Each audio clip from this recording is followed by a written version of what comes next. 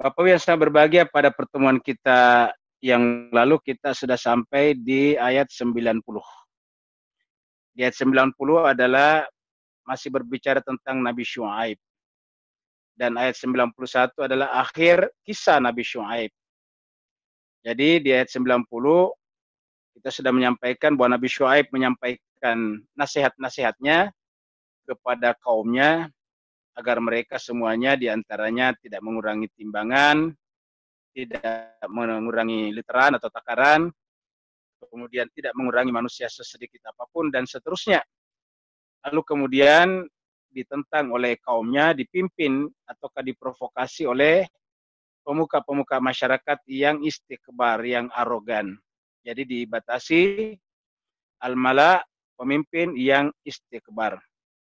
Nah, sekarang terakhir di sini dikatakan di ayat 90 kemarin, wa qala al-mala'ul ladzina kafaru min qaumihi, dan berkatalah al-mala' dari kaumnya yang kafaru, yang mengingkari. Kata kafaru di situ menolak ajakan daripada Nabi Syuaib atau menolak nasihat daripada Nabi Syuaib. Apa kata mereka? La ini tabatum Syuaiba. Mereka mengancam orang-orang bawah atau pengikutnya atau kaumnya. Ya, katakanlah ini tabatum, jika kalian mengikuti Nabi Syuaib, innakum izan la khasirun, maka pasti kalian akan rugi. Maksudnya itu adalah ancaman. Kamu pasti akan merasakan akibatnya. Kurang lebih begitulah kalau bahasa kitanya. Kalau kalian mengikuti Syuaib, maka kalian akan merasakan akibatnya. Bahasa Al-Qur'annya innakum idzal la khasirun. Lalu kemudian apa yang terjadi di ayat 91 yang baru kita baca? Fa'akhadhathumur rajfatuh.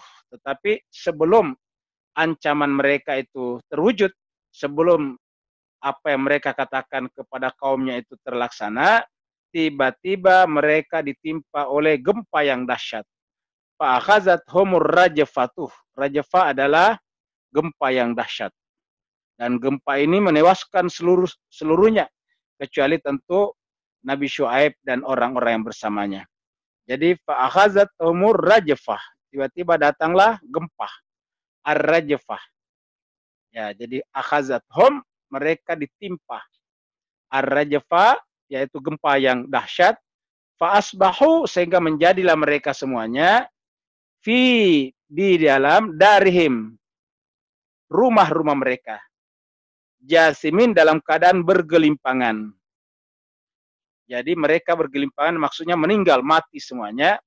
Jadi mereka setelah terjadi gempa itu, mereka semuanya meninggal dunia.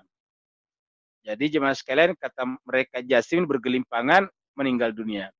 Meninggal dunianya bisa dalam keadaan masuk dalam longsor gempa bumi, atau dalam keadaan apapun juga, tertimpa oleh rumah-rumah mereka. Pokoknya nanti di akhirat di bawah dikatakan bahwa mereka tidak seperti negeri mereka seperti tidak pernah dihuni sebelumnya. Artinya negeri mereka rata dengan tanah. Jadi itulah yang terjadi kalau orang menolak ajakan Allah SWT, selalu akan ada akibatnya pada ujungnya. Jadi selalu kebatilan itu akan ditutup dengan hukuman yang dahsyat. Alladzina kadzabu Syuaiban, maka dikatakan, dan orang-orang yang kadzabu, mendustakan. Jadi orang-orang yang mendustakan Nabi Syuaib sini. Alladzina kadzabu, orang-orang yang mendustakan tadi. Maksudnya mendustakan itu tidak mau mempercayai Nabi Syuaib, walaupun dia tahu kalau Nabi Syuaib itu benar. Itu namanya mendustakan. Kalau mendustakan itu berarti dia tahu kalau itu benar. Namanya dustakan, kita tahu benarnya. Jadi mereka tahu bahwa yang dikatakan Nabi Syuaib itu adalah benar adanya, tetapi karena mereka tidak mau mengikuti itu, karena mereka diuntungkan dengan cara literan yang salah, mereka diuntungkan dengan cara timbangan yang sengaja dimanipulasi, maka mereka lah yang menolak ini semuanya. Sehingga bisa dikatakan al-mala tadi itu adalah pemimpin arogan itu, pemimpin yang istikbar itu adalah pemimpin yang diuntungkan oleh sistem yang korup itu. sistem yang salah itu, sistem yang zalim itu. Mereka dirugikan. Nah, cuma banyak orang yang sebetulnya rugi dengan kejadian itu, karena orang-orang yang mengikuti sistem yang salah tentu ikut rugi. Misalnya literan yang tidak tepat itu kan konsumen rugi. Tapi konsumen ini justru sebagian mendukung al-mala tadi, pemimpin-pemimpin yang istighfar. Kenapa? Karena menggunakan opini yang menyesatkan. Kalau bahasa sekarangnya, menggunakan hoax. Memberikan tuduhan yang macam-macam kepada Nabi Syuaib. Sehingga dikatakan, alladzina kadzabu Syuaiban, orang-orang yang mendustakan Nabi Syuaib, ka'an lam, seakan-akan. Jadi ka'an lam, seakan-akan mereka tidak. Ya genau, tidak pernah tinggal. Fiha, di dalam negeri tersebut. Ya. Jadi Bapak Ibu bisa lihat, artinya bahwa negeri itu kan rata dengan tanah. Karena kata-kata setelah kejadian itu, maka seakan-akan negeri tempatnya Nabi Syuaib berdakwah itu tidak pernah didiami sebelumnya. Ka'an lam yagnau fiha. Kita bisa mengetahui kondisi masyarakat Nabi Syuaib ini nanti pada surat Al-Kahfi, ketika Nabi Musa datang ke tempat itu dan menyaksikan putri dan itu berada di bawah pohon. Mereka berdua di bawah pohon. Maka ketika Nabi Musa pertama kali masuk ke negeri Madian, yang dia temui adalah dua perempuan di bawah pohon. Maka dia heran. Kenapa? Karena pemandangan ini tentu tidak biasa di Timur Tengah.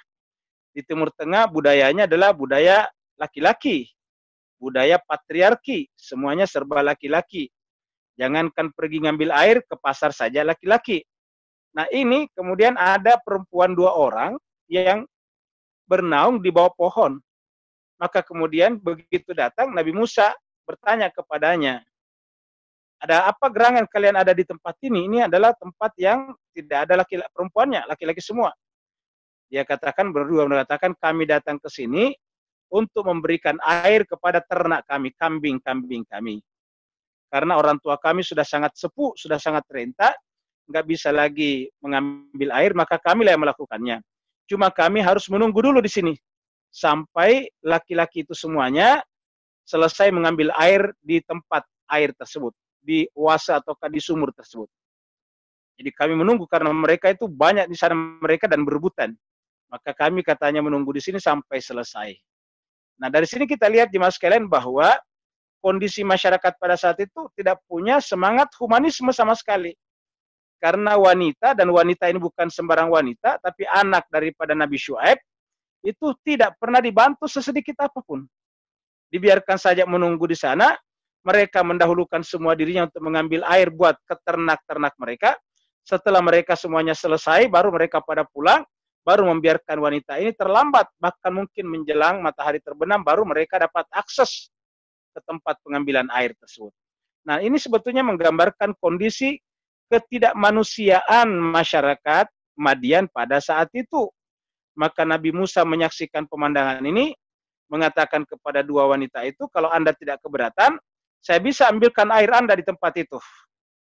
Maka kemudian Nabi Musa mengambil tempat air keduanya, kirbah keduanya, lalu Nabi Musa datang ke tempat laki-laki itu, karena Nabi Musa orangnya besar, bisa menembus blokade mereka, lalu kemudian mengambil air, baru dibawakan kembali ke perempuan tersebut.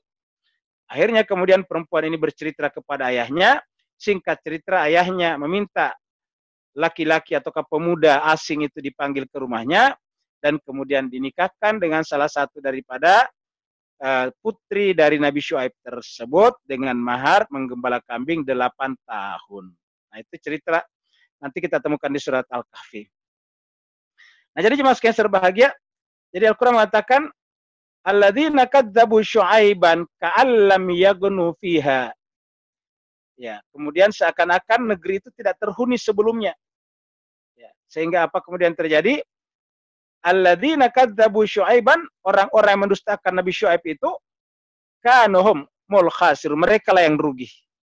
Ingat jemaah sekalian, mereka lah yang rugi. Kalau tadi di atas kan mereka mengancam yang menjadi pengikut Syuaib yang akan merugi. ternyata ancaman ini tidak terjadi. Yang terjadi adalah kembali kepada mereka, yaitu yang mendustakan Nabi Syuaib tadi. Jadi yang mendustakan Nabi Syuaib itulah yang merugi sebetulnya di sini. Bukan Nabi Syuaibnya, bukan pengikut Nabi Syuaib yang merugi, tapi mereka. Jadi mereka mengancam akan membuat menyesal pengikut Nabi Syuaib, tetapi karena Allah itu adalah Maha mendengar, maka kemudian berbalik. Yang justru merasakan akibat penolakan itu adalah diri-diri mereka sendiri. Kemudian fatawalla anhum. Lalu kemudian Nabi Syuaib meninggalkan mereka. Berpaling, menolak, meninggalkan negeri itu.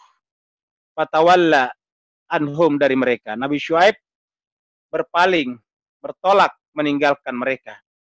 Waqala, seraya berkata, tentu berkata dalam hati karena mereka sudah mati semuanya.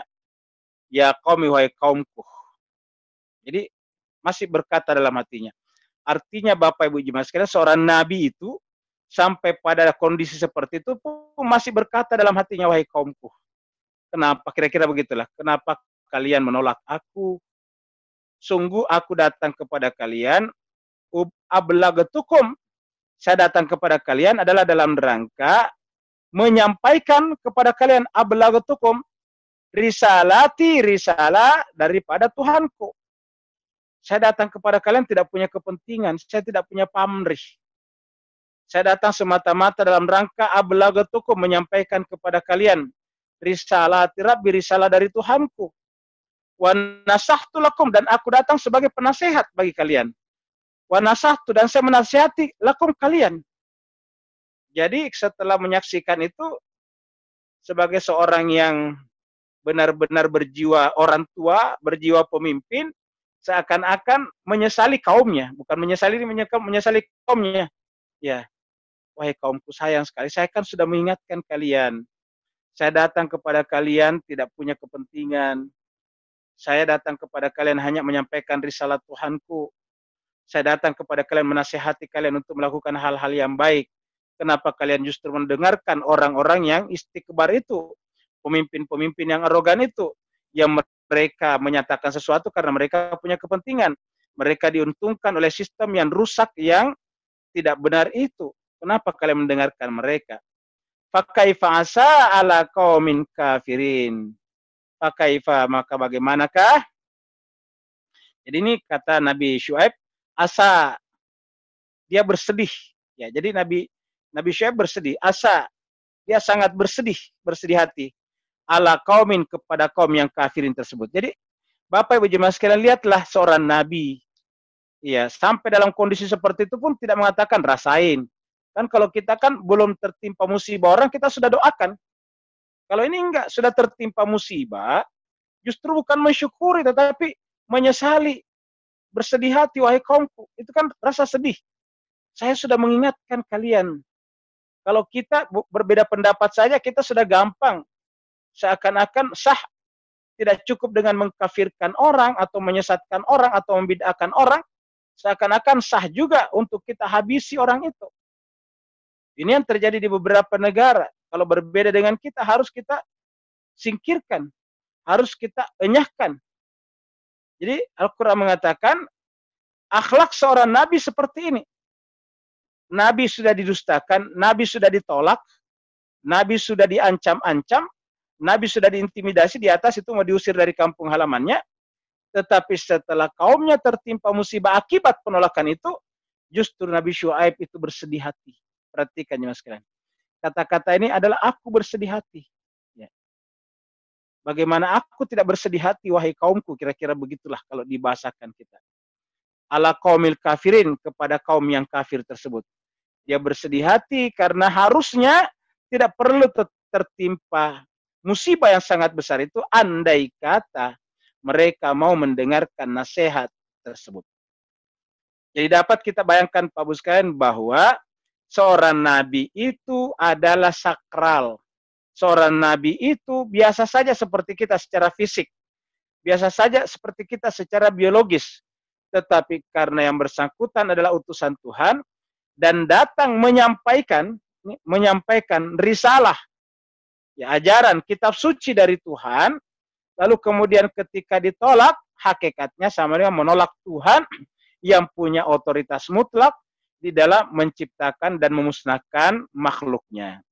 Menciptakan dan meniadakan makhluknya. Nah, maka Nabi ditolak sama dengan menolak Allah Rabbul Alamin. Kemudian, wa ma arsalna fi qaryatin min nabiyyin. Baru kemudian Allah membuat kesimpulan di dalam ayat ini. Jadi Allah membuat kesimpulan di ayat ini bahwa tidak mungkin suatu masyarakat, suatu kaum diazab, dihukum kalau belum dikirim kepada mereka rasul dari dirinya, dari Allah Subhanahu wa taala. Maka dikatakan di dalam ayat 94 ini, wa ma arsalna, dan tiadalah kami mengutus fi qaryatin, di dalam sebuah negeri. Jadi wa ma arsalna fi qaryatin, dan tiadalah kami mengutus seorang rasul. Arsalna berarti itu seorang rasul membawa risalah tadi. Yang tadi mengatakan ablagtukum, menyampaikan risalah, ablagtukum risalah Rabbi, menyampaikan risalah dari Tuhannya. Fi qaryatin, di sebuah negeri. Min nabiin, pasti diutus nabi, illa, kecuali.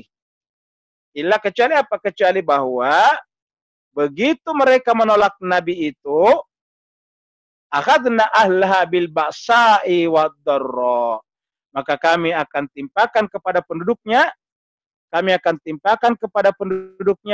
al-ba'sa'i wad dharra. Kami akan timpakan kepadanya al-ba'sa wad dharra.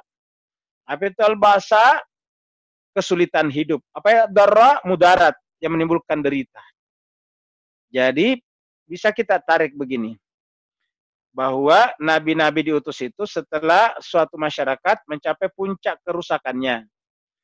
Jadi nabi-nabi sebelumnya masih berpengaruh, tetapi pengaruhnya semakin lama semakin berkurang, karena umat semakin lama semakin menjauh, umat semakin lama semakin banyak tahrifnya terhadap ajaran agama yang datang dari Allah melalui Rasul sebelumnya, karena semakin lama semakin menyimpang, semakin lama semakin menjauh daripada pusat kebenaran, lalu kemudian Allah akan mengazab mereka.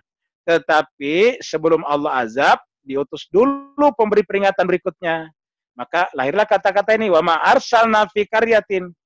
Ya, pasti diutus dulu rasul kepada suatu negeri. Apakah Allah Subhanahu wa taala yang akan mengazab mereka? Ya, hakikatnya bukan, tetapi mereka sendiri akibat perbuatannya akan mengundang azab. Kalau kita tidak mau mendengarkan nasihat untuk menjauh dari api, kan pasti lama-kelamaan terbakar. Nah, begitulah. Jadi ketika kita terbakar bukan karena api membakar kita, kita yang mendekatkan diri kepada api. Begitulah juga dengan azab dari Allah SWT. Dari mana kita tahu? Allah itu tidak punya nama mengazab. Tidak ada di antara nama-nama indahnya Allah yang disebut dengan Maha Mengazab. Ya. Yang ada itu adalah Allah itu adalah hakim yang paling adil, ahkamul hakimin. Yang adalah hakim yang paling adil. Dia tidak ada kata-kata Allah itu adalah muazzib. Atau muazzib itu artinya pemberi azab. Enggak ada. Allah bukan pengazab. Lalu kalau begitu, dari mana azab itu? Ya dari diri kita sendiri. Ketika Allah tidak menyebut dirinya sebagai pengazab, penghukum dalam pengertian penghukum negatif tadi, maka itu pertanda bahwa azab bukan dari Allah. Karena yang sesuatu yang datang dari Allah itu adalah bagian daripada hakikat Tuhan, substansinya Tuhan. Contohnya apa? Berpengetahuan, itu adalah hakikat dari Tuhan. Pengasih, penyayang, arif, bijaksana, itu ada semua pada Tuhan. Hakim. Allah itu adalah pemaaf, itu adalah melekat pada zatnya Tuhan. Itu namanya substansi Tuhan. Kalau mengazab bukan. Ya, kalau bukan zatnya Tuhan itu sifat pengazab, lalu dari mana? Ya dari diri kita sendiri. Kenapa? Karena kita yang memilih menyimpang dari jalan kebenaran tersebut. Setiap kita menyimpang dari jalan kebenaran, itu pasti berakibat pada kecelakaan. Ya sering kita ambil contoh, kalau ada jalan, selama kita berada di jalan itu pasti aman. Tapi coba kalau kita menyimpang dari jalan, ambil saja setiranya ditarik ke kiri setiranya sedikit itu mobilnya, itu pasti turun ke got. Ya, pasti keluar dari jalan, akhirnya turun ke kali. Jadi turunnya ke kali, ya bukan karena jalan yang mendorong kita ke situ. Kita sendiri yang telah meninggalkan jalan itu dengan membanting setiran kita ke kiri. Begitu membanting setiran kita ke kiri, berarti dia deviasi namanya, menyimpang namanya dari jalan yang lurus. Nah, jadi siapa yang buat itu? Bukan jalan, kita sendiri. Nah, begitulah juga dengan Allah Subhanahu wa taala. Jadi yang mengazab diri kita adalah Allah ketika Allah mengatakan, "Wa ma arsalna fi qaryatin min nabiyyin illa akhadna ahlaha bil basai wa dharra." Itu artinya yang bersangkutan sendiri yang telah berbuat, yang mengundang al-ba'sa wa dharra itu. Mengundang al-ba'sa wa dharra. Tapi untuk apa? Lagi-lagi, kalau di dunia ini Tuhan tidak punya tujuan untuk menyengsarakan kita. Allah memberikan hukuman atau al-ba'sa wa dharra, memberikan kepada kita kesempitan dan penderitaan. Tuhan tidak bermaksud untuk mencelakakan kita. Lalu apa tujuannya? Nah, dia di belakang sini. Kata Allah atau firman Allah, la'allahum. Tujuannya adalah mudah-mudahan mereka yaddarraun. Ingat, mudah-mudahan mereka yaddarraun. Mudah-mudahan mereka merendah. Apa artinya merendah? Menghilangkan sikap arogansinya, menghilangkan sikap egoisnya, menghilangkan sikap keakuannya yang sempit itu, yang menyebabkan menolak tadi kebenaran. Karena keakuan yang sempit itulah yang menyebabkan mereka pelit, kikir, yang menyebabkan literan dikurangi, timbangan dikurangi, dan seterusnya. Dia merasa beruntung dari kerugian orang lain. Yaitu apa? Yaitu tadi mengurangi literan, kan merugikan orang lain, tapi dia merasa untung di situ. Jadi dia mengambil keuntungan dari penderitaan orang lain. Ini bukan keuntungan namanya. Ini namanya kezaliman. Bahasa tingginya ini namanya penindasan. Nah, maka perbuatan itu sebetulnya adalah efek dari banyaknya orang-orang yang menderita karenanya. Jadi yang menghukum mereka itu adalah perbuatan mereka, akibat telah merugikan begitu banyak orang. Maka salah satu kita lihat di atas dakwahnya Nabi Syuaib adalah, janganlah kalian merugikan manusia sesedikit apapun juga. Jangan kalian mengambil hak-hak manusia sesedikit apapun juga. Nah, jadi begitu. Kemudian ayat berikutnya, summa baddalna makana sayyatil hasanah. Tetapi setelah kejadian itu sudah hancur tadi, satu negeri sudah hancur, lalu kemudian yang selamat siapa? Seperti ayat-ayat sebelumnya, yaitu nabinya dan orang-orang yang bersamanya. Ya, selalu ada kata-kata fanajjainahu walladina ma'ahu. Kami selamatkan nabi dan orang-orang bersamanya. Walaupun ini tidak disebutkan dalam kasus Nabi Syuaib, tapi itu pasti terjadi juga. Ya. Jadi kami selamatkan Nabi Syuaib dan orang-orang yang bersamanya.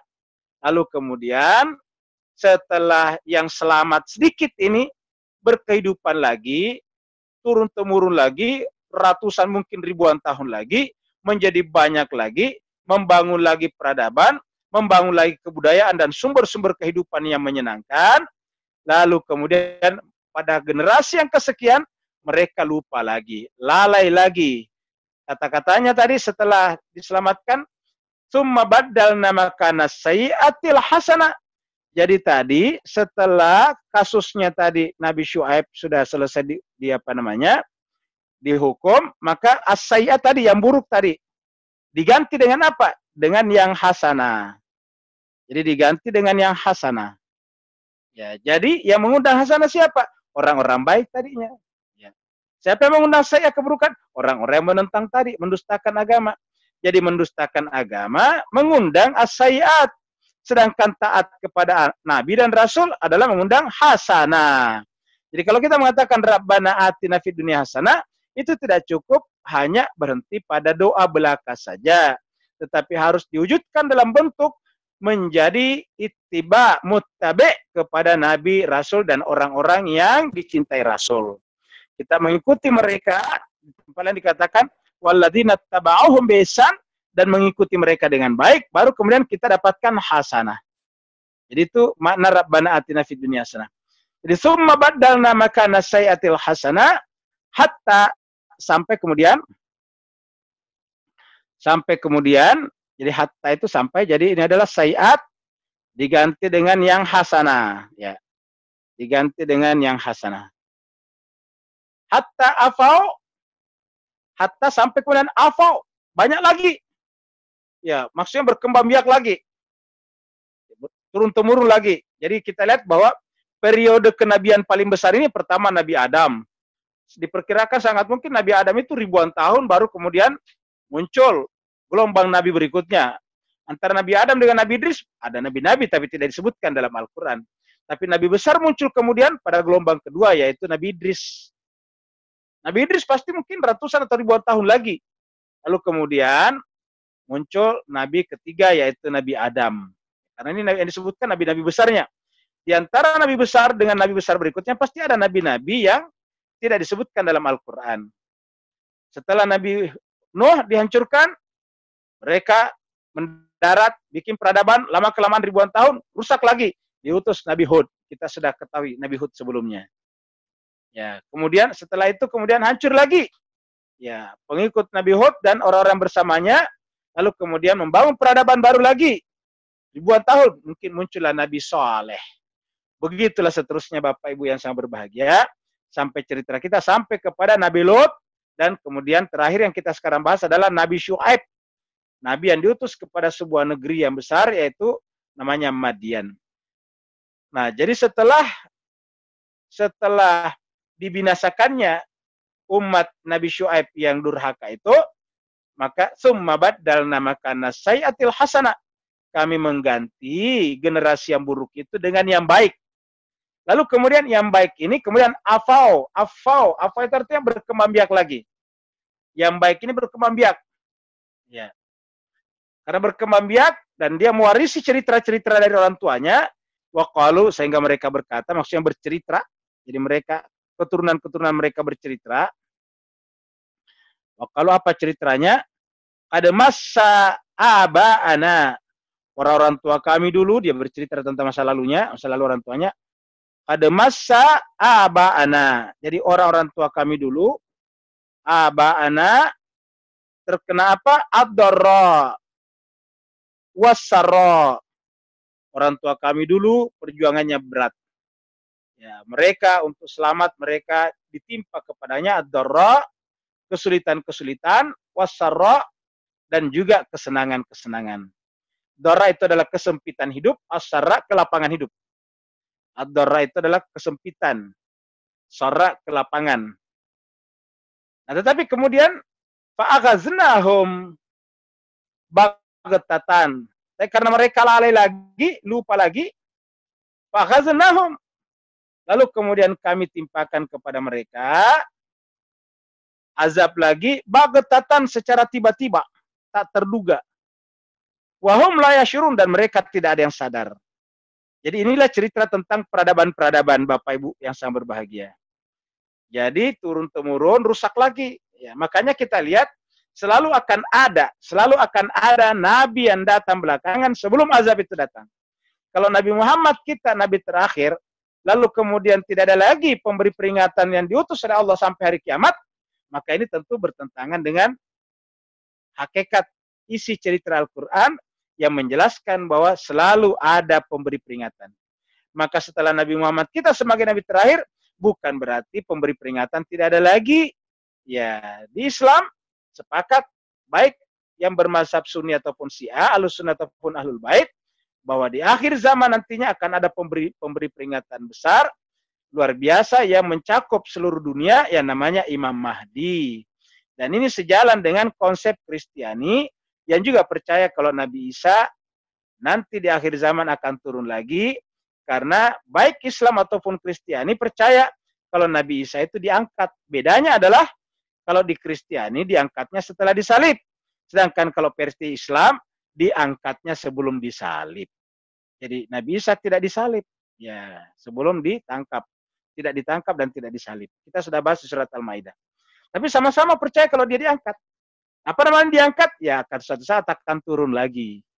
Nah, jadi Al-Quran mengatakan, begitulah seterusnya, selalu akan ada generasi yang datang yang menyimpang, yang kemudian menyebabkan terjadinya arogansi. Arogansi ini lalu kemudian menyebabkan munculnya kesombongan, munculnya kerusakan di muka bumi. Lalu kemudian sebelum mereka diazab, diutus pemberi peringatan. Karena tidak ada lagi nabi setelah Nabi Muhammad, maka yang disebutkan dalam hadis-hadis itu namanya Imam Mahdi sebagai orang yang datang memberikan peringatan terakhir. Walau anna ahlal qura, maka dikatakan di sini. Ya. Jadi ayat ini menjelaskan kepada kita bahwa setiap yang namanya malapetaka, setiap yang namanya penentangan kepada kebenaran, setiap yang namanya kedurhakaan, itu pasti mengundang malapetaka. Mengundang malapetaka. Sebaliknya kata ayat ini, setiap yang namanya ketaatan kepada Allah, itu akan mengundang kebahagiaan. Akan mengundang kebahagiaan. Ayatnya mengatakan, walau anna ahlal qura, Bapak Ibu sekalian pasti biasa mendengarkan ayat ini. Ayat ini termasuk sering dibaca. Surat Al-A'raf ayat 96. Walau itu artinya seandainya. Jadi walau anna ahlal qura, ahli penduduk suatu negeri. Walau anna ahlal qura, seandainya penduduk suatu negeri. Seandainya apa? Seandainya mereka beriman. Wattaqau, dan bertakwa. Jadi Al-Quran mengatakan seandainya penduduk suatu negeri beriman dan bertakwa, la fatahna, kami pasti akan membukakan alaihim kepada mereka. Jadi ini dalam bahasa Arab, Bapak Ibu sekalian, perhatikan ini. Kalau dalam bahasa Arab ini ada kata la, lam taukid di depannya. Lam taukid itu artinya pasti. Ini namanya penekanan. La patahna. Jadi seandainya penduduk suatu negeri, termasuk Indonesia, penduduknya benar-benar amanu, beriman, wattaqau, dan bertakwa, la fatahna, kami pasti akan membuka. Apa yang dibuka? Alaihim, atas mereka, barakatin, berkah, minas sama, dari langit, wal ardi, dan dari bumi. Jadi kalau penduduk suatu negeri beriman dan bertakwa, harusnya tidak bisa diblokade, tidak bisa diembargo, tidak bisa dihukum seperti apa. Kenapa? Selalu ada pertolongan dari Allah.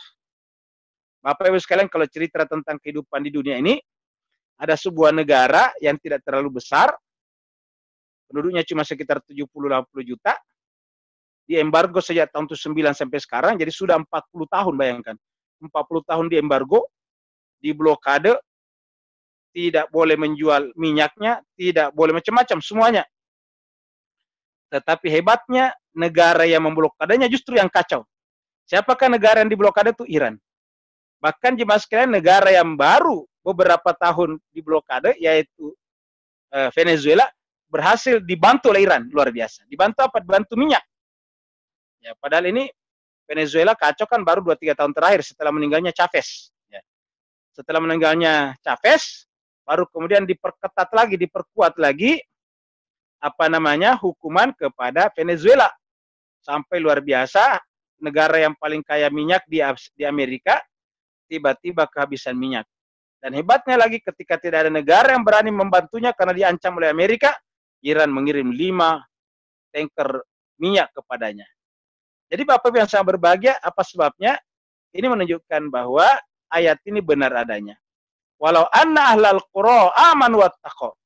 Seandainya penduduk suatu negeri beriman dan bertakwa, la fatahna alaihim barakatin. Pasti kami akan bukakan kepada mereka. Kata buka itu tentu biasanya dibuka adalah pintu. Jadi kita tambah pintu. Kami akan bukakan kepada mereka pintu-pintu apa? Pintu-pintu keberkahan. Kami akan bukakan kepada mereka pintu-pintu keberkahan. Ya, jadi la fatahna alaihim barakatin. Kami akan bukakan kepada mereka pintu-pintu keberkahan dari mana? Dari langit dan dari bumi. Dari atas dan dari bumi. Kami akan bukakan kepada mereka pintu-pintu keberkahan dari langit dan dari bumi. Apa sebabnya? Orang yang beriman dan bertakwa tidak lagi bergantung kepada bumi. Ketika tidak bergantung kepada bumi, maka pencipta bumi akan menjamin kehidupannya. Ketika tidak bergantung lagi kepada langit, maka pencipta langit akan menjamin kehidupannya. Kenapa? Karena langit dan bumi tidak bisa ditempati bergantung. Karena langit dan bumi juga adalah makhluk ciptaan. Maka orang beriman itu hanya bergantung kepada pencipta langit dan bumi. Ketika kita hanya bergantung kepada pencipta langit dan bumi, maka yang berbicara adalah pencipta langit dan bumi. Apabila ada makhluk atau manusia yang mencoba mengganggu manusia yang beriman dan bertakwa tersebut. Bapak Ibu yang sama dimuliakan Allah. Hebatnya negara kita adalah menjadikan ketakwaan itu sebagai kriteria yang sangat penting dalam kehidupan berbangsa dan bernegara. Karena setiap pejabat diangkat, syaratnya salah satunya adalah bertakwa kepada Tuhan yang Maha Esa. Luar biasa. Bertakwa kepada Tuhan yang Maha Esa. Apa nama bertakwa kepada Tuhan yang Maha Esa? Dia tidak pernah takut kepada perutnya. Dia tidak pernah takut akan kehilangan sumber-sumber pendapatannya. Apa sebabnya? Manusia bertakwa adalah manusia yang hanya bergantung kepada Allah SWT, berbuat semata-mata mencari keridhaan Allah, berbuat untuk memperbaiki kehidupan sesamanya, berbuat dalam rangka meninggalkan legacy, meninggalkan warisan yang baik buat anak cucunya, meninggalkan pembangunan, meninggalkan kota-kota, meninggalkan sistem pendidikan, meninggalkan teknologi, meninggalkan negara yang sejahtera, kepada siapa? Kepada anak cucunya. Itu yang disebut dengan bertakwa. Jadi bertakwa bukan mementingkan dirinya, tapi mementingkan orang lain, terutama generasi yang datang kemudian. Nabi mengatakan dalam sebuah hadisnya, seandainya kamu didatangi oleh malakul maut, dan di tangan kamu ada satu biji tanaman, ada satu benih tanaman, seandainya kamu bisa minta kepada malakul maut, mintalah izin kepada malakul maut supaya diberikan izin untuk menanam benih tanaman itu, baru dicabut nyawamu. Ketika sahabat bertanya, untuk apa ya Rasulullah? Nabi mengatakan, karena dengan kamu tanam nanti pohon itu, maka kamu memang sudah meninggal dunia tidak merasakannya, tapi akan dirasakan oleh anak cucu kamu. Dan semua yang merasakan itu akan memberikan pahala secara otomatis kepada kamu yang disebut dengan amal jariah. Kita nanam satu pohon, bukan hanya manusia mengambil manfaatnya di sana, tetapi juga hewan-hewan, juga burung-burung. Burung-burung menjadikan itu tempat bertengger, ular-ular juga mencari makanan di sana, dan semuanya. Bahkan lebah juga mencari putik sari di sana. Ada hewan-hewan yang berjalan di bawah, bernaung di bawahnya jika panas, dan seterusnya dan seterusnya. Pokoknya banyak sekali manfaatnya. Jadi agama mengajarkan kepada kita bukan memikirkan diri kita, karena itu namanya egoisme generasi atau egoisme individu. Tetapi kita memikirkan orang lain dan terutama generasi berikutnya. Karena siapakah generasi berikutnya itu? Anak-anak cucu kita juga semuanya. Ya. Maka Al-Quran mengatakan, apabila penduduk suatu negeri beriman dan bertakwa, pasti kami akan bukakan kepada mereka pintu-pintu keberkahan dari langit dan bumi. Walakin akan tetapi, kata Allah. Ini sama tadi dengan Nabi Syuaib. Bersedih hati. Akan tetapi kata ayat ini. Sungguh, kadzabu, mereka mendustakan.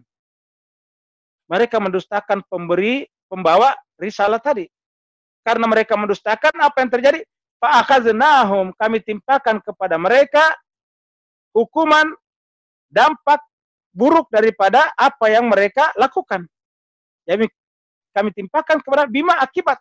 Akibat apa? Akibat kanu yaksibun, perbuatan mereka sendiri. Jadi artinya apa? Bukan Tuhan yang mengazab mereka, tapi bima kanu yaksibun. Bima ini artinya disebabkan. Jadi kata bima ini artinya disebabkan. Disebabkan oleh apa? Disebabkan oleh perbuatan mereka sendiri. Disebabkan oleh perbuatan mereka sendiri. Ya, ini. Jadi yaksibun itu perbuatan mereka. Jadi bukan Allah, tapi perbuatan kita itulah yang mengundang petaka. Perbuatan kita itulah menimbulkan malapetaka. Ya, kalau kita merusak alam, alam kemudian tidak ramah dengan kita. Jadi oleh sebab itulah marilah kita terbiasa berpikir tentang lingkungan di sekitar kita, masyarakat di sekitar kita. Jangan kita berpikir hanya untuk kepentingan diri dan kelompok kita saja. Afa amina ahlul qura an ya'tiyahum ba'suna bayatan wa hum naimun. Kenapa? Karena kalau kita melanggar hukum-hukum Allah, melanggar risalah dari Allah tadinya, maka Allah bertanya di sini, apa amina? Apakah pantas untuk merasa aman? Apakah kita merasa pantas, merasa aman? siapa kita itu? Ahlul qura, penduduk suatu negeri. Ayatiyahum, apakah merasa aman dari mana? Dari datangnya kepada mereka ba'suna, yaitu derita, kesempitan hidup. Datangnya hukuman, datangnya malapetaka. Kapan? Bayatan, ketika kita sedang tidur. Bayatan itu di waktu malam. Wahum naimun, dan mereka dalam keadaan tidur, naimun. Ya. Jadi bisa saja kita sedang tidur, tiba-tiba datang malapetaka. Kenapa? Karena tak terduga. Bagetatan. Selalu datangnya tak terduga. Itu yang pertama. Jadi yang pertama bisa datang pada malam hari berdasarkan ayat ini. Ya, bayatan. Yang kedua bisa juga datang dalam keadaan pagi hari. Amina, ataukah merasa aman. Ataukah merasa aman ahlul qura, penduduk suatu negeri, apakah pantas merasa aman suatu negeri? Mereka berbuat kedurhakaan, menolak risalah. Apa? Aniyatihum, datangnya kepada mereka. Aniyatihum, datangnya kepada mereka apa? Ba'suna, derita. Coba jemaskan sebagai kita sekarang mendapatkan misalnya COVID-19, itu kemudian datang tiba-tiba, lalu kemudian membuat stagnasi hampir seluruh ekonomi di dunia. Bahkan secara global, ekonomi diperkirakan mengalami kontraksi namanya. Artinya pertumbuhannya minus. Kenapa? Karena begitu. Tiba-tiba mati semua sektor-sektor ekonomi.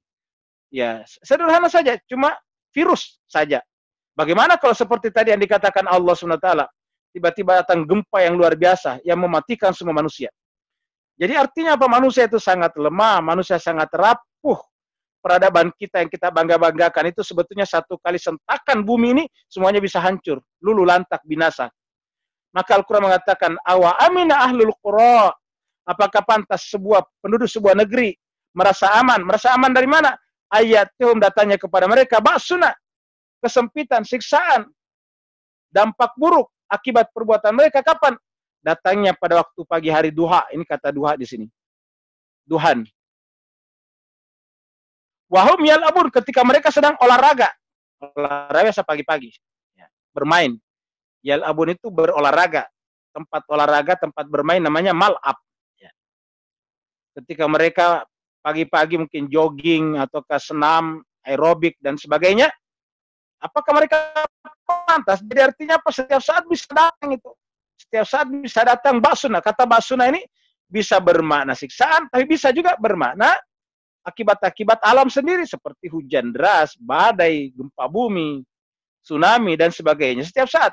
Artinya kita tidak boleh merasa bahwa hidup kita ini baik-baik saja, aman-aman saja. Apa sebabnya? Yang namanya kematian massal bisa datang setiap saat. Kematian individu setiap hari datang. Kematian massal terjadi apabila ada petaka besar seperti tsunami. Coba kita lihat tsunami yang terjadi 2 tahun lalu di Pantai Carita, ya, di Anyer sana, malam tahun baru.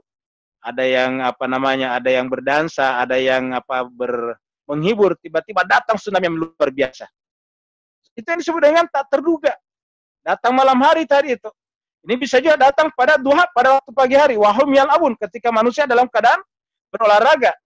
Jadi bisa datang setiap saat. Kapan lagi datangnya? 99.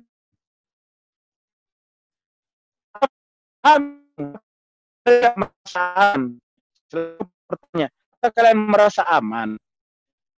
Coba di Amerika, jemaah sekalian, nggak terduga tiba-tiba bisa demonstrasi seluruh negeri besar-besaran. Hanya karena tiba-tiba pembunuhan satu orang kulit hitam. Nah, Al-Quran katakan, apakah merasa aman? Kalian merasa aman? Kalian pantaskah kalian merasa aman? Dari mana? Dari datangnya makrallah, makarnya Allah SWT. Jadi bisa datang makarnya Allah. Apa namanya makar?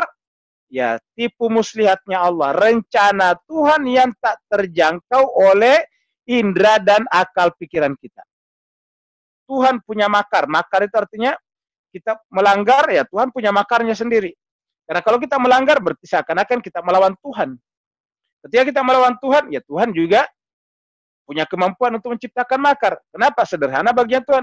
Begitu kita melawan Tuhan, perlawanan kita itu sendiri sudah merupakan makar yang kembali memakan diri kita. Maka Allah bertanya, apa aminu makrallah? Apakah mereka pantas merasa aman dari makar Allah? Fala ya'manu makar Allah. Hakikatnya tidak ada yang boleh merasa aman dari makar Allah. La ya'man makar Allah. Tidak boleh ada yang merasa aman daripada makar Allah. Illa kecuali. Jadi siapa? Al-qaum al-khasirin. Kecuali orang yang merugi. Ya, kecuali orang yang merugikan dirinya sendiri. Nah, jadi Bapak Ibu sekalian, ini artinya kehidupan kita ini rapat sekalian. Kita lihat ada orang begitu PSBB dilonggarkan, mereka pergi rekreasi di pulau dekat Gunung Krakatau. Ada kemarin itu 15 orang. Tiba-tiba pulang dari pulau itu, tiba-tiba balik, kapalnya dihantam ombak, terbalik coba. Dari 15 orang hanya 6 yang selamat. Padahal mereka niatnya kan untuk pergi rekreasi. Tapi apa yang terjadi? Tidak kembali ke keluarga mereka. Dan ini banyak kejadian seperti ini di sekitar kita. Setiap saat terjadi hal seperti itu. Tak terduga tiba-tiba mereka tidak berjumpa lagi keluarganya. Tiba-tiba mereka tak terduga mereka tidak bisa berjumpa lagi dengan anak istrinya, dengan tetangganya, dengan teman kantornya. Kenapa? Karena pergi untuk selama-lamanya. Setiap saat. Artinya kita manusia yang hidup ini, bagaimanapun nyamannya kehidupan kita, bagaimanapun sempurnanya keterpenuhan seluruh kebutuhan lahiriah kita, tidak pernah boleh merasa aman dari makar Allah SWT yang datangnya selalu dalam keadaan tak terduga.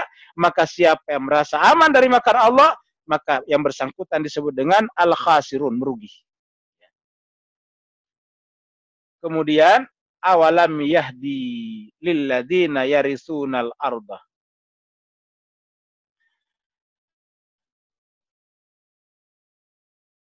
Yahdi lilladzina yarisunal, apa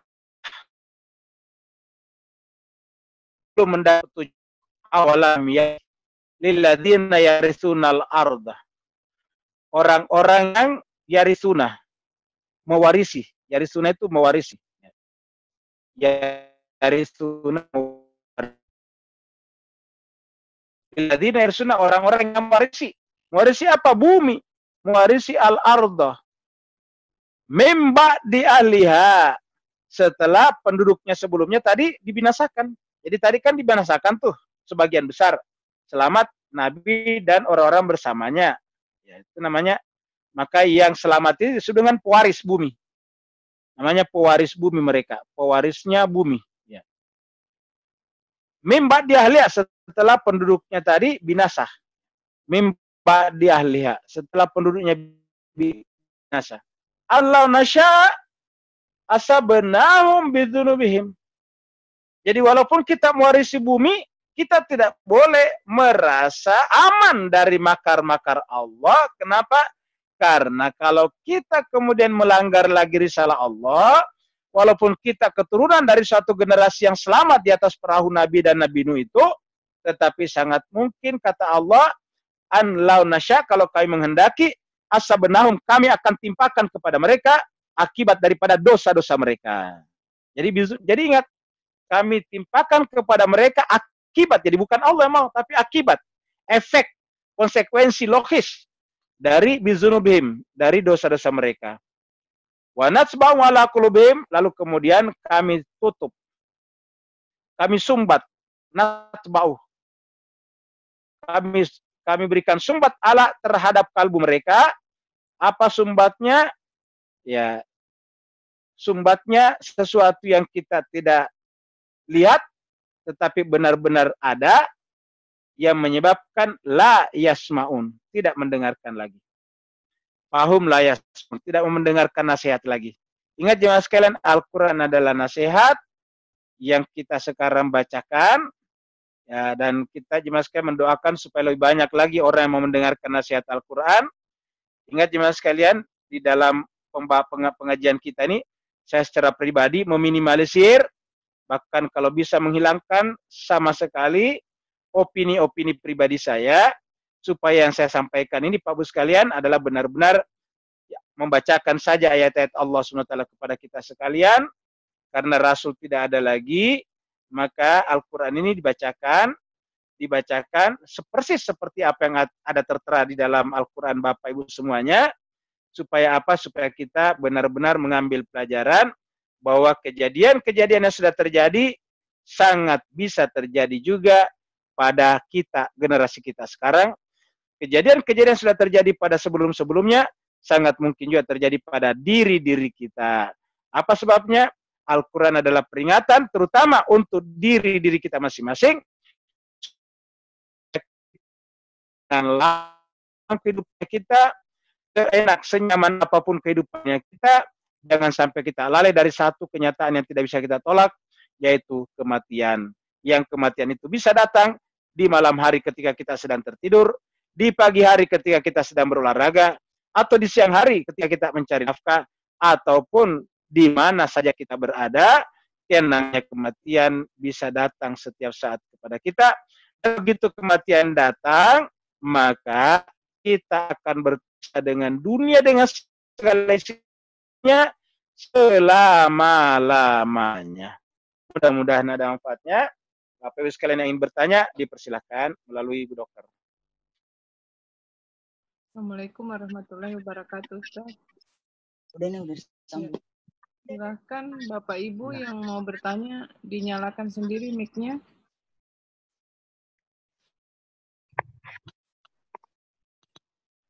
Pak Ambo, angkat tangan, silahkan Pak Ambo.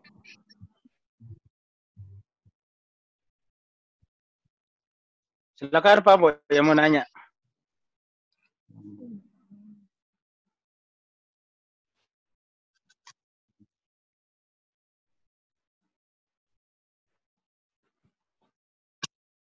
Yang mau nanya silakan Pak. Silakan Pak Ambo.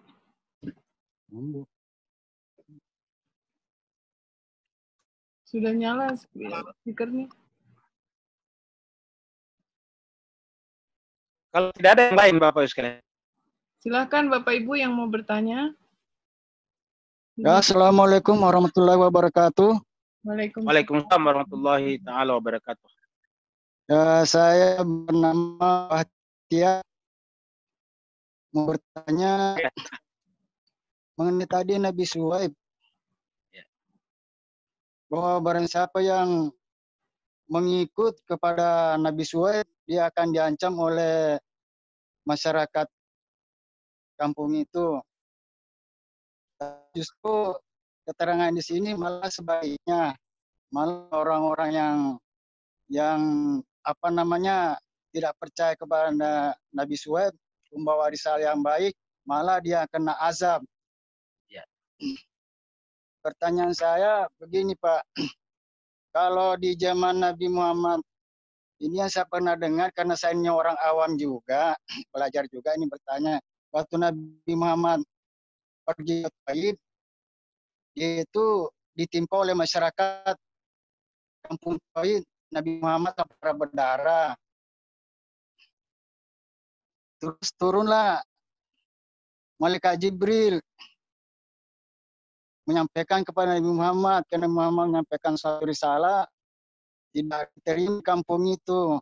Kata Malaikat Jibril, "Hai Muhammad, berdoalah kamu kepada Allah Subhanahu wa taala, niscaya aku akan mensampuratakan kampung ini apa yang kamu minta." Karena sudah keterlaluan mereka itu tidak mau menerima kebenaran, mengutuk juga kebenaran dari Allah Subhanahu wa taala. Perbedaannya kalau Nabi Muhammad ini Allah justru mengatakan, jangan ya Jibril, jangan kau hancurkan Sapurata, siapa tahu ada cucunya atau ada ponakannya, pokoknya buyutannya apa gitu bisa percaya nanti kepada aku. Karena mereka tidak tahu bahwa aku adalah Nabi dan Rasul yang diutus oleh Allah Subhanahu wa taala. Itu saja saya mau tanyakan perbandingannya di mana perbedaannya. Juga kalau di dalam Al-Quran yang saya pernah tahu ada 5 Nabi yang ulil amri dianggap tabah dan menjalankan apa namanya perintah-perintah Allah, termasuk Nabi Muhammad.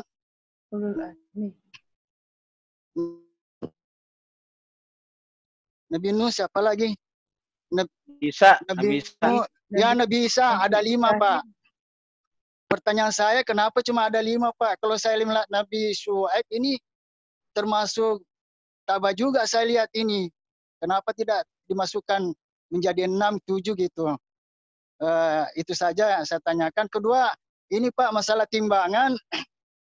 Memang ini suatu hal yang sering nyampe ke kuping saya bahwa kalau pedagang-pedagang itu jarang untuk memakai timbangan itu mulus, tapi saya nggak pernah menanggapi karena saya tidak ada bukti untuk menanggapi bahwa timbangan itu ada diganjal supaya itu berkurang takarannya timbangannya, tapi tetap 1 kilo. Misalnya 1 kilo itu 10 on menjadi 90 on. Itu yang terjadi. Dan di pasar nggak bisa maju, katanya Pak. Mohon penjelasan. Inilah dari Assalamualaikum warahmatullahi wabarakatuh. Waalaikumsalam warahmatullahi wabarakatuh. Waalaikumsalam warahmatullahi wabarakatuh. Terima kasih banyak pertanyaan Pak Bahtiar. Dari logatnya ketahuan kalau orang Cilincing, Tanjung Priok. Ya. Walaupun saya tidak lihat orangnya bisa tebak pasti dekat Petik Tebas, Tanjung Priok. Nah, jadi Mas Keser ya, kita jawab pertanyaan Pak Bahtiar tadi. Yang pertama, kenapa Nabi Muhammad beda dengan Nabi Syuaib tadi? Sebetulnya tidak beda.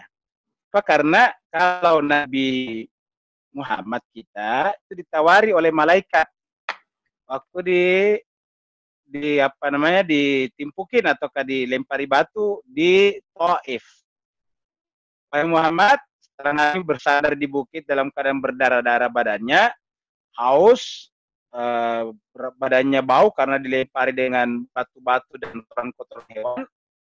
Lalu kemudian datang malaikat, wahai Muhammad, mintalah, ingat, mintalah. Kami malaikat akan siap untuk menghancurkan negeri ini dengan gunung yang ada di sekitar ini. Nah itu baru kemudian Nabi katakan, tidak wahai malaikat, mereka melempari saya batu karena mereka belum paham. Karena kan Nabi baru 1 kali ke situ. Mereka belum paham akan apa yang aku bawa. Ya, mereka layaf kahun. Ya, jadi mereka itu belum paham apa yang aku bawa. Bahkan Nabi pada saat itu meminta kepada Allah, Allahumma hdi qaumi fa innahum la ya'lamun. Wahai Allah, ya Allah, berikanlah hidayah kepada mereka karena mereka belum paham. Nah, kasusnya Nabi Syuaib ini sudah lama bersama dengan nabinya, begitu ya Nabi Nuh. Ya, dan Nabi Syuaib juga nabi-nabi sebelumnya yang kita bicarakan itu bukan meminta kepada Allah. Nabi Syuaib tadi itu bukan minta kepada Allah. Tetapi Allah sendiri atas inisiatif Allah, atas otoritas Allah menghukumi mereka karena sudah memberikan ancaman yang sangat serius kepada Nabi dan pengikutnya dengan ingin tadi mengusirnya dari negeri itu. Jadi yang menghukuminya itu adalah Allah. Nabi Syuaib sendiri tidak berdoa tadi. Tidak ada tadi kata-kata di mana Nabi Syuaib berdoa. Nabi sebelumnya tadi, Nabi Syuaib tadinya ketika melihat kaumnya yang kelimpangan menyampaikan sedih hatinya. Ya, dia bersedih hati.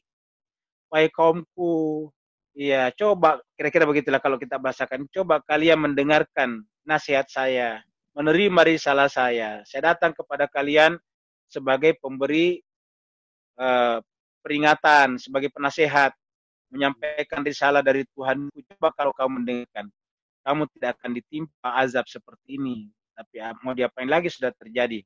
Nah, jemaah sekalian itu menunjukkan bahwa Nabi Syuaib juga bersedih hati atas kejadian itu.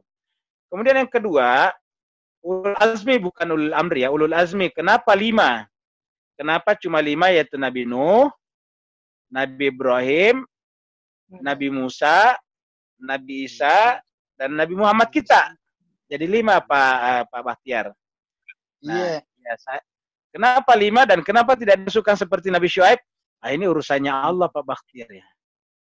Ya, urusannya Allah. Seperti contohnya, kenapa cuma 25 Nabi dan Rasul disebutkan dalam Al-Quran? Ya, urusannya Allah, kira-kira gitulah. Yang kedua, kenapa ulul azmi disebut ulul azmi? Karena mereka ini yang paling berat cobaannya sebetulnya. Dan mereka juga sekaligus mendapat risal besar. Nabi nabi utama. Nabi Ibrahim ini adalah induknya nabi-nabi ke sini.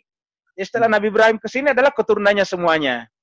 Jadi Nabi Ibrahim itu kemudian melahirkan semua nabi-nabi setelahnya sampai kepada Nabi Muhammad, bahkan sampai kepada yang akan turun di akhir zaman, Nabi Isa dan Imam Mahdi adalah merupakan keturunan daripada Nabi Ibrahim. Jadi Nabi Ibrahim yang kedua sebagai ulul azmi. Keturunannya Nabi Ibrahim yang paling berat cobaannya lagi siapa? Yaitu Nabi Musa. Kalau kita baca sejarahnya itu Nabi Musa, makanya dalam Al-Quran di antara cerita yang paling banyak Nabi Ibrahim dan Nabi Musa dan Nabi Isa. Ya, Nabi Musa juga kita lihat luar biasa, dikejar dari dari Mesir, membimbing kaum yang luar biasa, keras kepalanya, sampai kemudian berkali-kali Nabi Musa menolong mereka, menyelamatkan mereka. Tapi tiba sekali saja Nabi Musa minta kepada mereka, mereka sudah tidak mau mendengarkan. Ya. Yang ketiga adalah Nabi Isa. Nah, Nabi Isa kita lihat bagaimana Nabi Isa itu berdakwah 30 tahun. Karena berdakwah sejak sejak masih bayi. Tetapi kita lihat dia kejar-kejar HP sampai bersembunyi dari satu rumah ke rumah yang lain. Nah, jadi ini Nabi Isa. Jadi pantas disebut dengan ulul azmi dan kepadanya diberikan kitab besar. Kalau Nabi Musa tadi ada Taurat, kemudian Nabi Isa ada Injil, kemudian Nabi Ibrahim ada namanya Suhufil Ula, ya begitu. Pada zaman Suhuf, lalu kemudian Nabi Muhammad cobaannya begitu besar sampai diusir dari kampung halamannya. Ya. Kalau misalnya Nabi Musa di Mesir memang bukan kampung halaman utamanya, tapi Nabi Muhammad kita memang secara turun-temurun dari Nabi Ibrahim tinggal di, tapi tiba-tiba pada saat menyampaikan agama diusir dari kampung halamannya sendiri. Keluarganya nanti dibunuh, Hamzah dibunuh di perang Uhud, dan bahkan setelah Nabi wafat pun keturunan-keturunannya masih juga tidak berhenti dibunuh dan diracun. Nah, hanya kan jemaah sekalian, Allah memberikan gelar kepadanya ulul azmi. Kemudian yang ketiga tadi pertanyaan daripada Pak Bahtiar, sampai lupa tadi. Oh itu mengurangi timbang Pak. Oh ya, mengurangi tangan. Iya, itu azab dari Allah. Ya, kalau mengurangi timbangan satu, kita memang tidak boleh berprasangka, kecuali kalau kita memang punya buktinya. Misalnya kita beli dari tempat itu 1 kilo sampai di rumah ternyata tidak sekilo. Minggu depan habis gula kita lagi, beli lagi, timbang lagi, kurang lagi. Nah, beberapa kali kita begitu ternyata kurang, berarti itu adalah perilaku namanya Bahtiar, sudah akhlaknya yang bagus. Sama sekali bisa saja memang karena kesalahan, tetapi berkali kita coba ternyata memang timbangannya kurang, berarti ada motif-motif tersembunyi, dan itu artinya kalau sengaja berarti namanya mencuri barangnya semen, dan itu betapa banyak orang beli kepadanya dan berapa banyak orang dicuri barangnya setiap hari. Dan itu berlangsung setiap hari, karena yang namanya penjual kan setiap hari. Nah, bagaimana dengan azab? Allah punya caranya sendiri. Ingat, Allah punya caranya sendiri. Ya. Nah, jelas kayak apa caranya? Macam-macam. Mungkin ada tiba-tiba violet dan sebagainya. Ya, banyaklah. Ya, kita dengarkan misalnya ada beberapa, ini hanya kita dengarkan dari koran saja informasinya. Saya belum mengatakan itu bukti, tapi seandainya benar bahwa beberapa perusahaan supermarket besar itu kalau orang-orang petani kecil memasukkan barangnya di sana bisa dibayar 6 bulan baru dikasih duitnya. Itu kan kasihan mereka. Mereka sangat membutuhkan, tetapi kemudian ditahan sampai 6 bulan. Tapi apa yang terjadi kemudian kita lihat mereka juga pada tumbang satu persatu, Pak Bahtiar, seperti itu. Ya. Karena setiap yang namanya kecurangan tidak bisa bertahan lama. Ya, seperti itu. Yang lain lagi. Terima kasih banyak Pak Bahtiar atas pertanyaannya. Ya. Terima kasih Pak atas penjelasannya Pak. Ya. Salam sama teman-teman di Cilincing sana. Ya. Selamat Ustaz. Yang lain lagi. Ustaz, ada pertanyaan dari Pak Herul. Pertanyaannya, kesalahan umat Nabi Syuaib bisa juga terjadi di masa kini. Dan tentu orang-orang yang berhati seperti jiwa Syuaib akan sangat sedih. Kesalahan-kesalahan ini kemudian menyebabkan kezaliman yang berantai, dan akhirnya semakin banyak yang dirugikan, bahkan bisa menular sifat zalim itu. Nah, dari fenomena ini, saya tadi dapat quote dari Imam Ali, dari link artikel yang Ustadz share di grup, yaitu, kebenaran tak tertata akan ditaklukkan oleh kebatilan tertata. Bagaimana kebenaran itu bisa ditata sehingga bisa mengalahkan kebatilan dan tidak menjadikan kezaliman terus berantai? Mohon pencerahannya. Soalnya sekarang bisa saja banyaknya ormas-ormas atau orang-orang yang bergerak atas nama kebenaran. Demikian Ustadz pertanyaan dari Pak Herul. Iya, terima kasih. Jadi jemaah sekalian, artinya bahwa yang namanya kebenaran itu kan sebetulnya sifatnya individual. Jadi kebenaran itu adalah kerja individu. Yang namanya kebenaran itu adalah sesuatu yang ditemukan oleh individu-individu. Nah, jadi kebenaran adalah individu. Ilmu itu individu, tidak pernah kolektif. Yang kolektif itu adalah kerja-kerja bersama, ya, apa namanya, networking yang dibangun. Ya, jadi itu namanya networking. Orang yang membangun networking bisa saja orang-orang yang sama-sama jahat, bisa juga sama-sama baik, bisa juga campuran antara yang baik dan yang buruk. Ya, misalnya kita bikin misalnya organisasi apa tadi, organisasi pedagang di pasar. Nah, di situ kan berkumpul antara yang curang dengan yang baik, berkumpul. Jadi bisa saja di situ ada curangnya, ada pedagang curangnya, ada pedagang baiknya, bisa berkumpul di situ. Tapi bisa juga berkumpul semuanya buruk.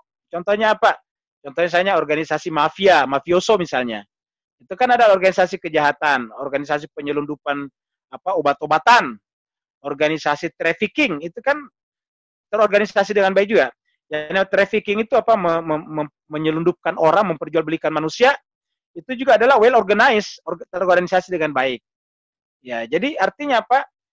Yang namanya kebenaran individual, tetapi individu-individu ini bisa mengorganisasi diri. Nah, jadi artinya kata Imam Ali di situ, kalau orang-orang penemu-penemu kebenaran ini hanya berhenti pada tataran individu dan tidak membangun networking di antara mereka, tidak membangun kerjasama di antara mereka, tidak membangun organisasi yang disebut dengan, tidak membangun kerjasama yang disebut dengan well organized tadi itu, maka kemudian tentu mereka tidak bisa mengalahkan pelaku-pelaku kejahatan yang well organized tadi, yang terorganisasi dengan baik. Contohnya apa? Contohnya di dunia ini sebetulnya sudah beberapa kali terjadi kejahatan itu mengorbankan manusia begitu banyak. Perang Dunia Pertama dan Kedua itu kan kejahatan kalau perang. Ya, tetapi kenapa masih bertahan mereka-mereka itu? Ya, kenapa? Karena ya orang-orang lain selain daripada mereka, kebenarannya hanya pada tataran individual dan sedikit, dan karenanya juga selain sedikit juga mereka tidak membangun organisasi yang baik. Ya, karena mereka tidak membangun organisasi networking yang baik, maka kemudian ya mereka tidak bisa eksis. Tapi ketika mereka membangun organisasi yang baik, kata organisasi di sini tidak harus bikin ormas atau apa. Organisasi artinya kerjasama. Ingat, yang namanya organisasi dalam pengertian ini adalah yang non formal pun tidak masalah. Ya, kalau formal kan berarti ada lembaga hukumnya, itu sekarang itu ada sekarang setelah ada negara. Dulu ketika belum ada nation state namanya kan hanya kerjasama antar orang per orang.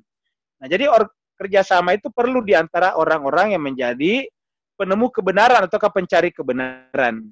Nah, ketika penemu dan pencari kebenaran ini well organized juga, maka dia akan bisa menghentikan langkah-langkah orang-orang melakukan kejahatan itu tadi. Tapi apabila penemu-penemu atau pencari-pencari kebenaran ini hanya berjalan sendiri-sendiri saja, tidak tidak menetworkingkan dirinya, tidak membuat dirinya itu terhubung satu sama lain, maka mereka tidak akan bisa tidak bisa menghentikan kejahatan. Coba misalnya, kalau tidak ada organisasi yang rapi seperti kepolisian, ya kan tidak bisa kita mengalahkan misalnya organisasi penyelundup narkoba yang berskala dunia itu. Ya, tapi karena ada juga organisasi yang baik namanya kepolisian, ya bisa dihentikan. Walaupun tidak 100%, tapi bisa bisa bisa dibuat mereka menjadi tidak begitu tidak besar dan tidak bisa berkembang secara subur. Apa sebabnya? Karena mereka tetap terhalang oleh kerja-kerja kepolisian yang juga well organized. Begitu juga dengan misalnya ada pihak-pihak tertentu misalnya yang ingin merusak negara kita, ya mungkin terorganisasi juga, tapi menghadapi tentara kita, TNI kita juga yang well organized juga, akhirnya kan mereka selalu tidak bisa mewujudkan impian-impiannya. Jadi kira-kira begitulah. Jadi selalu harus organisasi. Jadi organisasi ini adalah networking, dan disitulah kita bisa pahami kata-kata tadi bahwa keburukan atau kata keburukan itu adalah pelaku-pelaku kejahatan juga individual. Tapi kalau mereka bikin kerjasama, maka mereka bisa lebih berhasil mencapai tujuannya daripada para pencari dan penemu kebenaran, tapi hanya berjalan sendiri-sendiri. Kurang lebih begitu. Ada lagi berikutnya. Berarti Ustadz, dengan kata lain, berjamaah itu sangat penting Ustadz ya? Betul sekali. Makanya Nabi mengatakan berjamaah itu 27 kali lipat daripada sendiri. Apalagi dalam kebaikan, berjamaah itu sangat penting Ustadz. Betul sekali. Harusnya sih, kalau kebaikan harusnya sih lebih gampang berjamaah kan karena kebaikan. Masa orang-orang yang melakukan kejahatan saja bisa bersatu di antara mereka? Ya. Iya. Kira-kira begitu. Iya, Ustaz. Ada lagi yang lain? Ada yang mau bertanya lagi, silahkan. Saya mau bertanya, Ustaz. Silakan. Ya, ayat 100 tadi kan ada kata-kata yarisunal arda. Berarti kan kalau lihat terjemahannya mewarisi bumi, Ustadz ya. Ya. Ya. Maksudnya mewarisi bumi itu apa, Ustadz? Karena kalau misalnya seorang orang tua mewarisi harta misalnya atau mewarisi ilmu kepada anaknya, nah itu kan kalau mewarisi bumi maksudnya seperti apa itu, Ustadz? Ya. Jadi kata mewarisi bumi itu artinya berkuasa. Ya. Berkuasa. Jadi berkuasa, maka kita sampaikan bahwa yang mewarisi terakhir itu pasti orang baik. Kenapa? Karena Tuhan menciptakan bumi dan akan memberikan tugas kekhalifahan kepada orang-orang baik. Nah, cuma untuk sampai ke sana itu perjalanannya panjang, dan perjalanan inilah yang kemudian menjadi ujian bagi kita semuanya. Apakah kita berpihak kepada ujung sejarah? Kan sejarahnya sudah jelas. Sejarahnya akhirnya pasti bumi ini diwarisi oleh orang soleh. Kata yarisu itu adalah berkuasa. Jadi untuk memahami kata yarisuna bisa kita kombinasikan dua ayat. Ya, ayat pertama adalah surat Anbiya, surat 21. Jadi ayat pertama adalah surat 21, ayat 104. Ya. Atau 105. 105. Di sini Allah berfirman, walakad katabna. Jadi 105 kita kutip dulu. Walakad, dan sungguh katabna, kami telah menetapkan. Zabur, di dalam Zabur. Mimba di sebelumnya, setelah sebelumnya kami tetapkan di dalam Az-Zikr, yaitu Al-Quran. Al-Quran masih ada di Lauhul Mahfuz. Ketetapan Allah itu, jadi kita tanyakan apakah kata benar ketetapan Allah itu? Ya, ketetapan Allah itu adalah annal arda, bahwasanya al-arda, bumi ini, yarisuha, ini muncul kata yarisuha ini, diwarisi. Bumi ini yarisuha siapa? Ibadiyas salihun.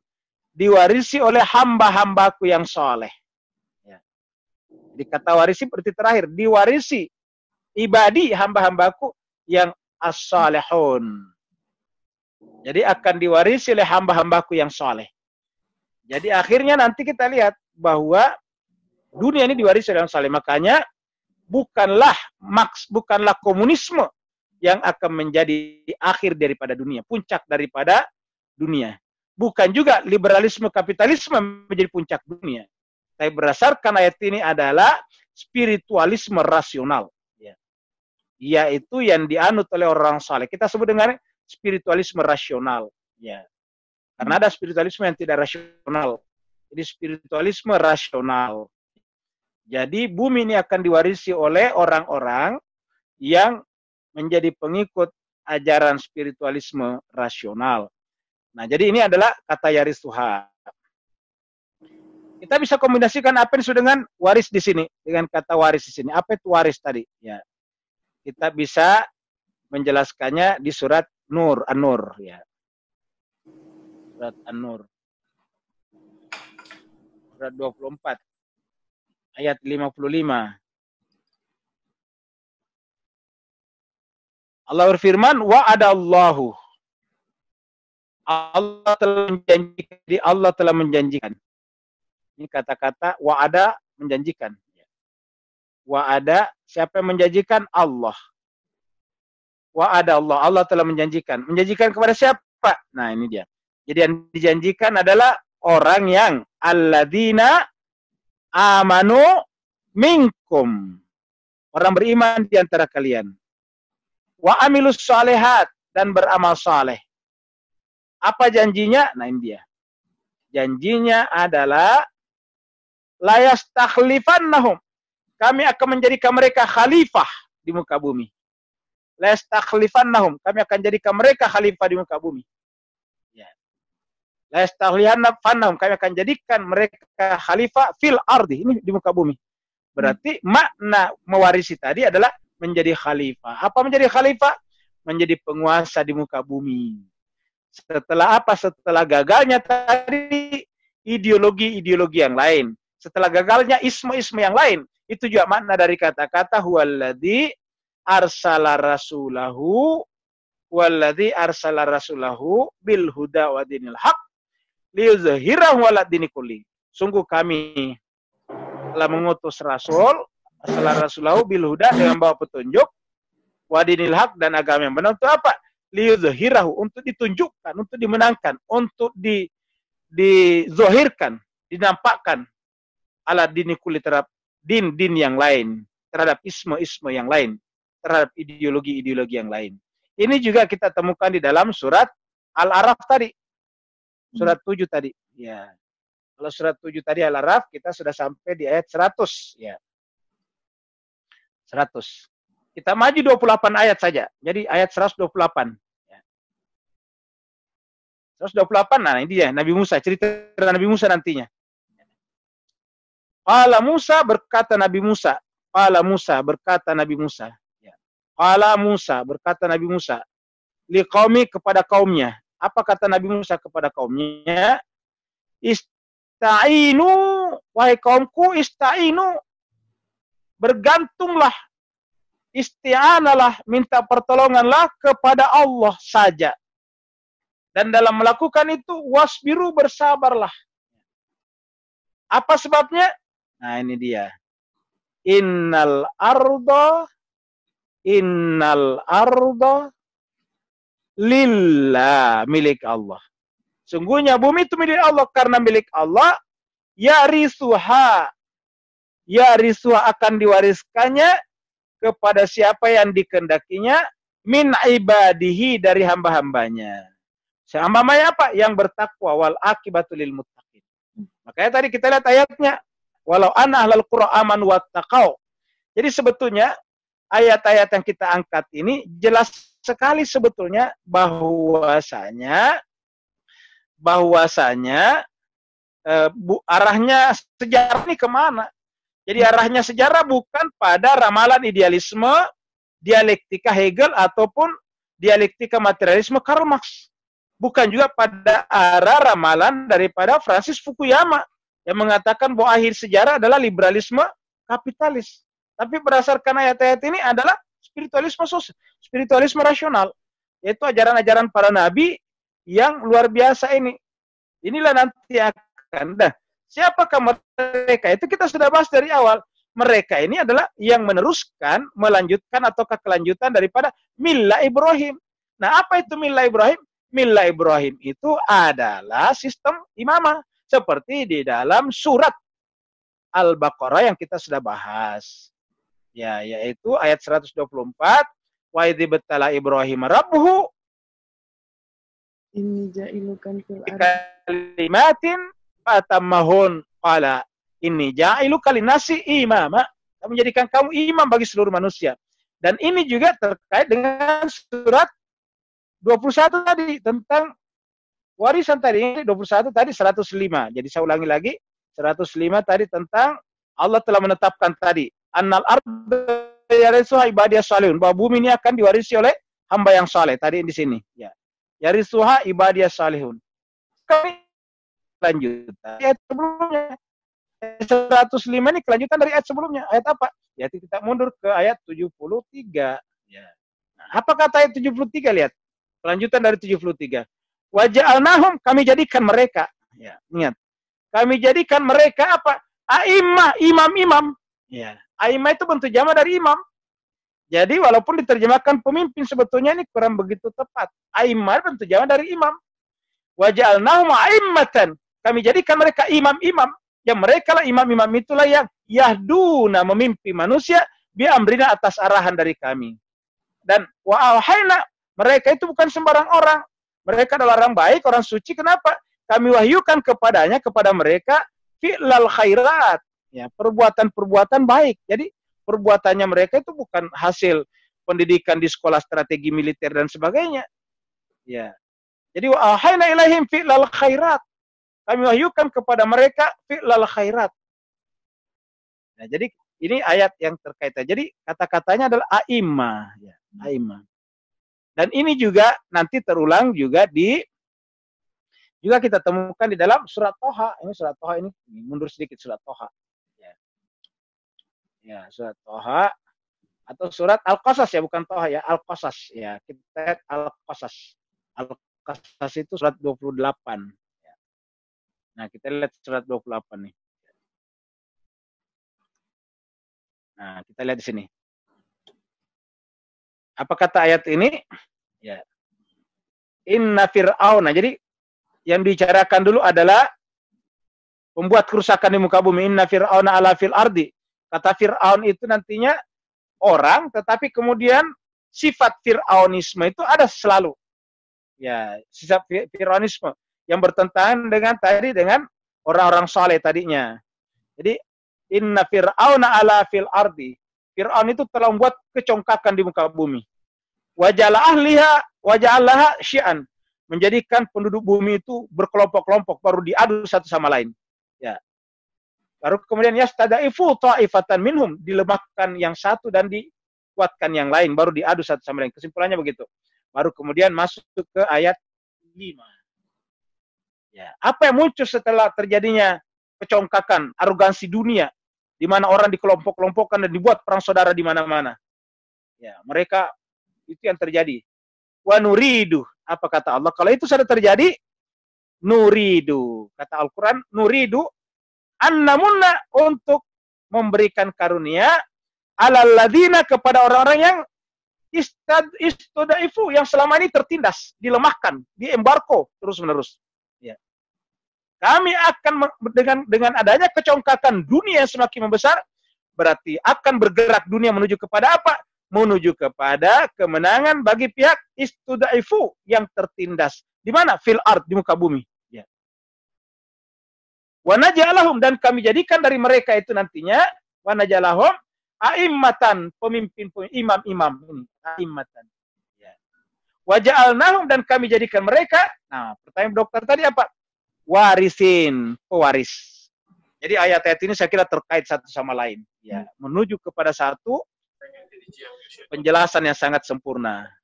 Tinggal kita mengikutinya atau tidak, atau mengambilnya atau tidak. Kira-kira begitu. Menarik Ustadz, karena kemarin di pelajaran bahasa Arab kan Ustadz jelaskan tentang al-lazina, allati. Kalau al-lazina berarti kan a'imah itu pewaris itu laki-laki berarti Ustadz ya? Ya. Iya. Dan pewaris berarti pewaris bumi ini memang orang-orang suci dan tadi saya lihat ada beberapa ayat selalu ada kata allazina, orang-orang yang berarti kan spesifik bahwa pemimpin itu laki-laki, Ustadz ya. Ya. Iya. Terima kasih, Ustadz. Sama-sama. Ada lagi yang lain? Kalau tidak ada. Assalamualaikum Ustadz. Waalaikumsalam warahmatullahi wabarakatuh. Jadi ayat-ayat yang terakhir Ustadz sebut ini mengajarkan pada kami atau kita betapa perlunya memaknai, menghayati ma'as sabirin, bersama orang sabar Ustadz ya, bersama dengan orang-orang saleh. Memang dunia nanti diwarisi pada mereka Ustadz. Betul. Iya, hanya itu Ustadz. Mohon tambahan penjelasan. Iya betul. Jadi memang mereka dipilih itu karena mereka sabar, lama sabaru. Ya kita bisa lihat misalnya di surat 32.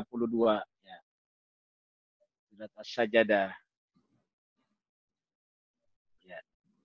Jadi di ayat-ayat ini, ya